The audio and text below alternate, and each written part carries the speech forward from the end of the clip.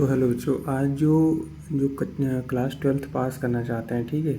तो class twelfth जो पास करेंगे और जो सोचते हैं कि मेडिकल एरियाज़ में मुझे क्या करना है, अपना को वो बनाना है, क्या कह सकते हैं, अपना कैरियर बनाना है, तो उनके लिए सबसे बेस्ट जो ऑप्शन आया है इस समय जो आर्मी वेलफेयर कह सकते हैं, आर्मी होता है, ठीक है। मिलिट्री नर्सिंग सर्विसेज आती है एमएनएस से जिसमें नर्सिंग कर सकते हैं आप। तो उसके लिए जो है एप्लीकेशन अभी आने वाले हैं, और ये एप्लीकेशन आप देख सकते हैं यहाँ पे। मैं सरकारी रिजल्ट .com पे खोल के बैठा हूँ। ये जो आपको दिख रहा है, विंडो दिख रही है आपको स्क्रीन पर। इसमें देखिए तो ज़्यादा फीस भी नहीं है। इसमें जो SC ST बच्चे हैं, है ना, जो जिनकी कैटेगरी SC ST आती है, वो जो है इनका फ़ीस जो है 0 रुपये है। बाकी जो जनरल OBC और EWS कैंडिडेट होते हैं, EWS कैंडिडेट वे होते हैं जिनके कह सकते हो आप कि जनरल में आते हैं। इनको 10% रिजर्वेशन दिया जाता है जनरल कैटेगरी में। और ये क्यों दिया जाता है, जैसे जिसकी family income total mummy papa मतलब भाई बहन सबका मिला के इनकम 8 लाख से कम हो, 5 बीघे से ज़मीन कम हो, कोई जो नगर पालिका या नगर पंचायत है वहाँ पे 1000 स्क्वायर फीट से ज़मीन नहीं होनी चाहिए। तो ऐसे लोगों को EWS कैटेगरी में रखा जाता है, ठीक है। ये आप अपने तहसील से बनवा सकते हैं। इसके बाद जो है नेक्स्ट मैं नीचे कर रहा हूँ यहाँ पे, तो ये आप देख पा रहे हैं कि लगभग कैंडिडेट की जो एज होनी चाहिए, वो 1 अक्टूबर 2001 से लेके 30 सितंबर 2009 के बीच में होनी चाहिए। इससे ना ज़्यादा ना इससे कम होना चाहिए। मतलब डेट ऑफ बर्थ इसके बीच में बच्चा पैदा हुआ होना चाहिए या बच्चा जन्म लिया होना चाहिए, ठीक है। अब इसमें देखिए BSc नर्सिंग की टोटल 220 पोस्ट आई हुई हैं ओनली फॉर फीमेल कैंडिडेट्स। और ये किसके लिए? केवल फीमेल। इसमें कोई मेल कैंडिडेट अप्लाई नहीं कर सकता है, इसमें केवल फीमेल कैंडिडेट अप्लाई कर सकती हैं। और इसके लिए क्या है, 10+2 intermediate with physics, chemistry, biology, botany और जूलॉजी होना चाहिए। एंड इंग्लिश विद मिनिमम 50% मतलब अंग्रेजी 50% होना चाहिए, है ना। और ये जो है enrolled and qualified NEET UG 2026 exam. तो ये वही बच्चे अप्लाई कर पाएंगे जो नीट 2026 का एग्ज़ाम देंगे और उसको क्वालिफाइड किए होंगे, ठीक है। और इसके बाद यहाँ पे आप देख पा रहे होंगे, क्योंकि ये उसके जो मेरिट में जो बच्चे उसमें नहीं सेलेक्ट होंगे, उसके जो नीचे वाले बच्चे होंगे उन्हीं को सेलेक्ट करेगा। इसमें जैसे देखिए AFMC पुणे है, CHEC कोलकाता है, INHS अश्विनी मुंबई है, AH न्यू दिल्ली, CH आपका लखनऊ एंड बेंगलोर है, ठीक है। तो ये फिलअप कैसे करना है, ये आपका फॉर्म आएगा। अभी कब आएगा? जब आपका नीट का एग्ज़ाम हो जाएगा, उसके रिजल्ट्स आ जाएंगे, उसके बाद अभी इसका एक्टिवेट नहीं हुआ है। अगर आप इसका शॉर्ट नोटिस देखना चाहते हैं तो शॉर्ट नोटिस यहाँ पे आपको दिख जाएगा। ये सरकारी रिजल्ट पे है, यहाँ पे दिख रहा है। ये देखिए अभी मैं ओपन किया हूँ, अभी आपको लोड हो रहा है। तो इसमें आपको शॉर्ट नोटिस पे दिख जाएगा कि क्या क्या चीज़ें इसमें हैं, ठीक है। तो अब देखिए यहाँ पे दिया हुआ है कि सशस्त्र जो भी है, इंग्लिश में भी दिया है, हिंदी में भी दिया है, सशस्त्र बल चिकित्सा सेवा के नर्सिंग कॉलेज में शामिल होने के लिए, ठीक है।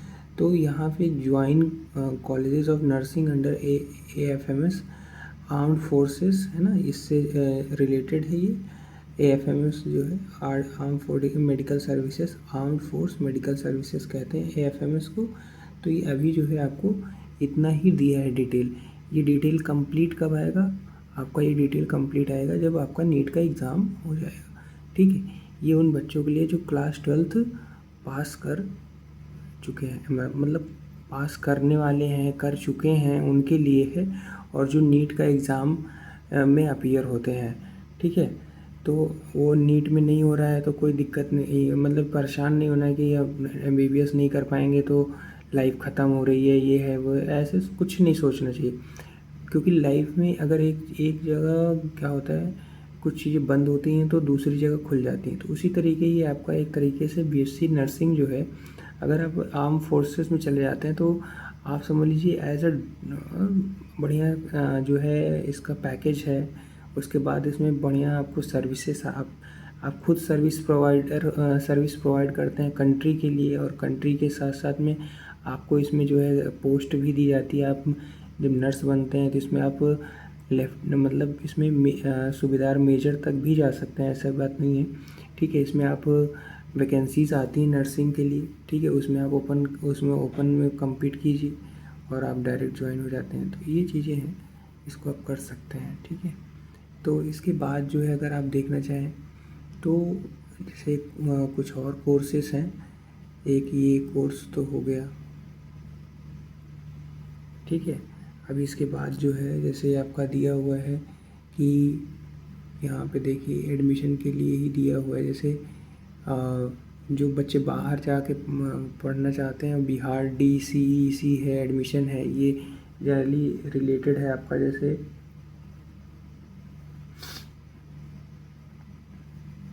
ये आपका सर्टिफिकेट प्रोवाइड कराता है जनरली, है ना। और ये किसी Bihar combined entrance competitive examination board होता है, डिप्लोमा सर्टिफिकेट देता है। जैसे आपको कोई कंपनी में जाना है या इससे रिलेटेड किसी और भी जगह जाना है तो ये आपको उससे रिलेटेड देखिए दिया है ना। पॉलिटेक्निक इंजीनियरिंग, जैसे अपने यहाँ पॉलिटेक्निक होता है। पैरामेडिकल कोर्सेस मैट्रिक के बेसिस पे है, जैसे इसमें क्लास 10th का एग्ज़ाम विद मैथ और साइंस सब्जेक्ट होना चाहिए। पैरामेडिकल कोर्स इंटर लेवल पे भी दिया हुआ है। जो चीज़ जैसे अपने यहाँ है ना, GCUP है जैसे, लेकिन वहाँ पे क्या है BCEC करके है। तो ये सारे जो हैं ये आपके आए हुए हैं। और उसके बाद ऐसे ही आपका MP में भी है ना। तो ये सारी चीज़ें हैं, तो आप इसको देख सकते हैं। और जैसे जो बच्चे जो है मान लीजिए आने वाले फ्यूचर में देखना चाहते हैं कि उन्हें और क्या करना है, तो उसके लिए जो है यहाँ पे अभी मैं आपको दिखा सकता हूँ कि ये UP B.Ed का जो जैसे जो ग्रेजुएट हो गए हैं, है ना, जैसे जो ग्रेजुएट हो चुके हैं और जस्ट अ मिनट, ये बुंदेलखंड यूनिवर्सिटी जो है इस बार एग्ज़ाम कंडक्ट करवा रही है। और ये लगभग देखिए 1650 रुपये है B.Ed का एग्ज़ामिनेशन फ़ीस। ये आपको दिख रहा होगा यहाँ पे। ये जनरल OBC और EWS का 1650 रुपये है। SC ST का 850 रुपये है। और ये विद लेट फ़ीस, क्योंकि इसका अब लास्ट डेट जो है अप्लाई करने का ये आपका कितना है, 5 अप्रैल 2026 है। ठीक है, विद लेट फ़ीस आप 10 अप्रैल तक भी अप्लाई कर सकते हैं। ठीक है, और काउंसलिंग इसकी कब स्टार्ट होगी, जून में इसकी काउंसलिंग स्टार्ट होगी। रिज़ल्ट इसका कब आ जाएगा, 25 मई 2026 तक आ जाएगा। ठीक है, एडमिट कार्ड इसके कब आ जाएंगे, 20 अप्रैल 2026। तो ये चीज़ें हैं। और ये लगभग आपका 2 साल का B.Ed का है। ठीक है, ये देखिए बैचलर एंड मास्टर डिग्री।